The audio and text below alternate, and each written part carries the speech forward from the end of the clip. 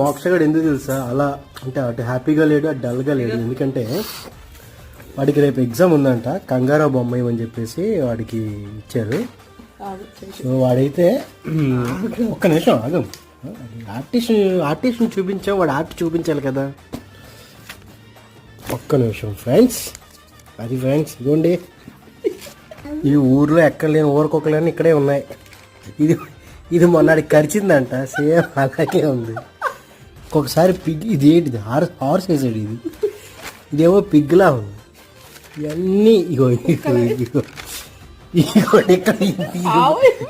ఇది ఇంకా హైలైట్. ఇది ఏంటో, ఇది ఏ సంవత్సరం జంతువో, ఇది ఇదేం అర్థం కావట్లేదు. ఇది వాళ్ళ మదర్, బాబా ఇది చెవులు పీలు ముఖం.